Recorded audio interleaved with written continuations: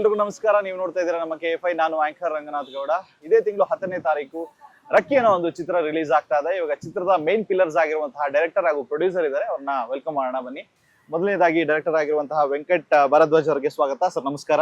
ನಮಸ್ಕಾರ, thank you very much. And also ಈ ಚಿತ್ರದ ಪ್ರೊಡ್ಯೂಸರ್ ಆಗಿರುವಂತಹ ಸುರೇಶ್ ಸಾಲಿಗ್ರಾಮ ಅವ್ರಿಗೂ ಕೂಡ ಸ್ವಾಗತ. ನಮಸ್ಕಾರ ಸರ್. ನಮಸ್ಕಾರ. Yes sir. ಸರ್, ಮೊದಲನೇದಾಗಿ ರಕ್ಕಿ ಚಿತ್ರ ರಿಲೀಸ್ಗೆ ರೆಡಿ ಆಗಿದೆ ಅಂಡ್ ಐ ನೋ ಬಹಳ ಎಕ್ಸೈಟೆಡ್ ಆಗಿರ್ತೀರಾ ನೀವು. ಬಟ್ ನಿಮ್ಮ ಪ್ರಕಾರ ಮೂವಿ ಹೇಗ್ ಮೂಡಿ ಬಂದಿದೆ ಅಂಡ್ ಜರ್ಮನಿ ರಿಟರ್ನ್ ನ ಆಕ್ಟರ್ ಯಾವ ರೀತಿಯಾಗಿ ಆಕ್ಟ್ ಮಾಡಿದ್ದಾರೆ? ಫಸ್ಟ್ ಆಫ್ ಆಲ್ ಚಿತ್ರ ತುಂಬಾ ಚೆನ್ನಾಗಿ ಬಂದಿದೆ. 2 hours 6 minutes cinema. Okay. So performance wise Rakki ನಾಯಕಂತ ತುಂಬಾ ಚೆನ್ನಾಗಿ ಆಕ್ಟ್ ಮಾಡಿದ್ದಾನೆ. ಅವನು ತರಬೇತಿ ಪಡ್ಕೊಂಡ್ ಬಂದು ಕ್ಯಾಮರಾ ಮುಂದೆ ನಿಂತ್ಕೊಂಡು ಆಕ್ಟ್ ಮಾಡಿದ್ದಾನೆ.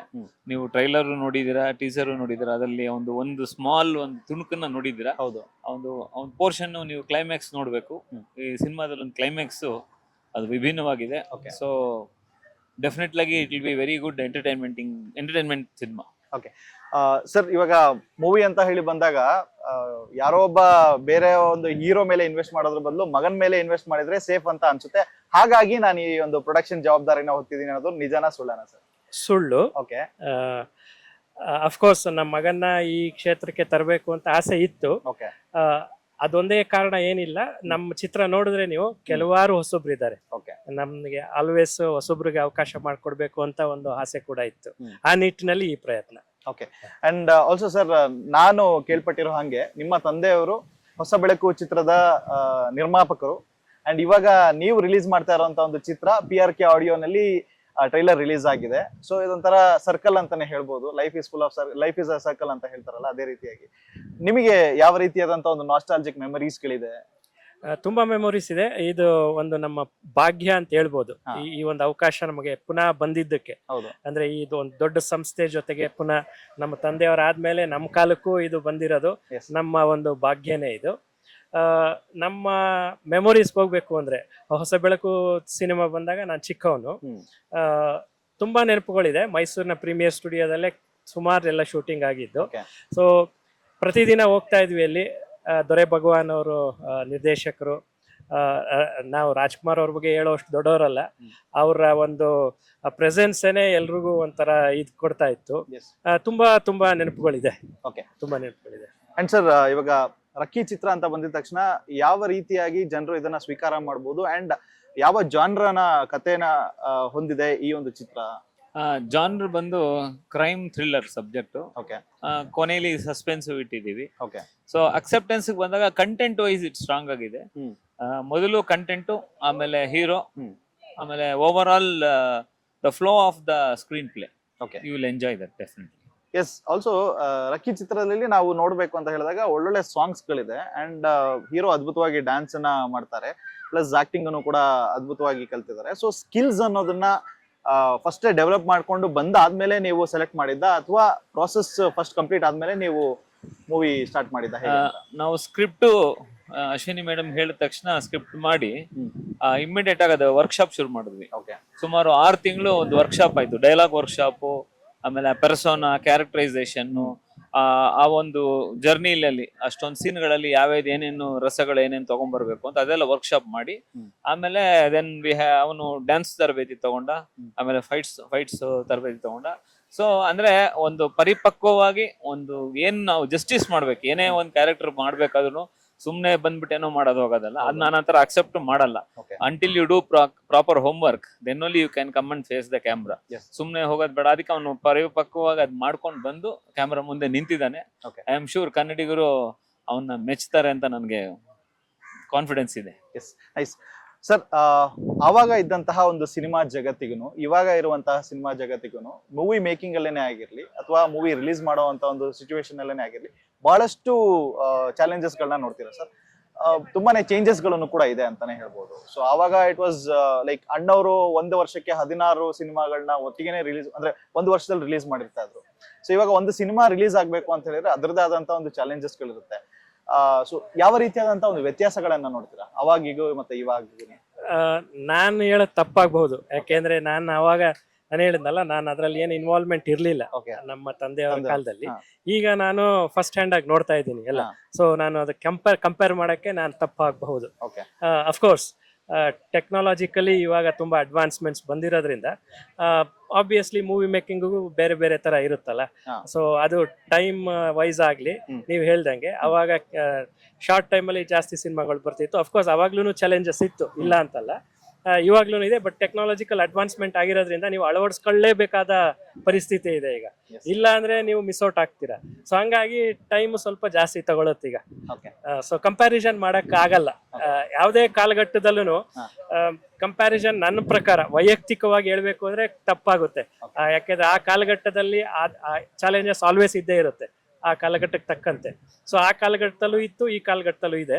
ಸೊ ಕಂಪ್ಯಾರಿಸನ್ ಮಾಡಬಾರ್ದು ಅಂತ ನನ್ನ ಅನಿಸಿಕೆ. ಅವಾಗ ಅನಲಾಗ್ ಚಾಲೆಂಜ್, ಹಾ. ಇವಾಗ Digital digital challenge. Challenge. So ಹಾಗಾಗಿ ಎರಡು ಒಂದೊಂದು ಪಾರ್ಟ್ ಆಫ್ ಎ ಸಿನಿಮಾ. ನಾನು ಎರಡು ನೋಡಿದೀನಿ, ಅವರು ಎರಡು ನೋಡಿದ್ದಾರೆ. Okay. ಇವಾಗ ಡಿಜಿಟಲ್ ಅಲ್ಲಿ ನಾವು ರಕ್ಕಿ ಸಿನಿಮಾ ಮಾಡಿದ್ವಿ, ಅವತ್ತು ಹೊಸ ಬೆಳಕು ಮಾಡಿದಾಗ ನೆಗೆಟಿವ್ ಅಲ್ಲಿ ಮಾಡಿದ್ರು. ಹಾ. ಸೊ ಒಂದೊಂದು ಚಾಲೆಂಜ್ ಇತ್ತು. ಇವಾಗ ಟೆಕ್ನಾಲಜಿ ಈಸಿ ಆಗಿದೆ, ಡಿಸ್ಟ್ರಿಬ್ಯೂಷನ್ ಇನ್ನೊಂದ್ ತರ ಇದೆ. Okay. ಸೊ ಅವತ್ತು ಟೆಕ್ನಾಲಜಿ ಕಷ್ಟ ಇತ್ತು, ಡಿಸ್ಟ್ರಿಬ್ಯೂಷನ್ ಸುಲಭ ಇತ್ತು ಅವತ್ತು. Okay. ಸೊ ಒಂದೊಂದು ಕಾಲಘಟ್ಟಕ್ಕೆ ಒಂದೊಂದು ಚೇಂಜ್ ಆಗಿದೆ, ನಾವು ಅದನ್ನ ಅನುಸರಿಸಿ ಹೋಗ್ಬೇಕಷ್ಟೇ ಮುಂದೆ.